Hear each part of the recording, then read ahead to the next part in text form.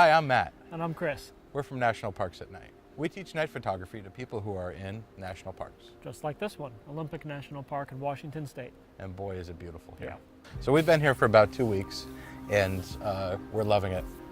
We have one more night left, and we have some things to tell you about it. So Chris is an expert in the Olympic National Park, and he's been here a bunch of times. Chris, why don't you tell us about the wildly diverse ecology in Olympic National Park? It's like having 3 national parks in one. You got rainforest, mountains, and coastline, just like what we're seeing behind us. One of the things we've had a lot of fun doing in Olympic National Park is taking advantage of the different night photography opportunities. We've got the stars and the Milky Way, that's normal, but we had northern lights, we've had bioluminescent plankton, we've had just amazing moon sets over the Pacific. It's been beautiful. I've always loved that feeling of being in the parks, being in a natural space. It's just stunning to look at. And now I'm getting to really enjoy sharing that with so many other people. So why national parks at night? Number 1, they're beautiful. Number 2, they're precious. And number 3, they look amazing at night. So we bring people out so they can learn how to make amazing photographs at night.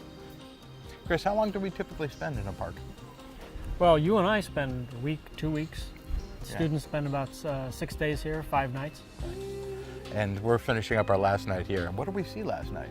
Oh, geez, we got the northern lights. Oh my gosh, here in Washington. And we got tipped off by a former student who we got a text message, you got to check the skies tonight. Right. And sure enough, she was right.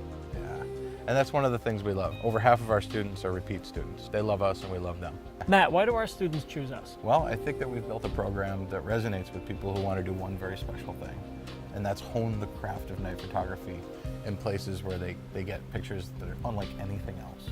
One of my favorite moments in our workshops is in our very first one we did in Acadia National Park.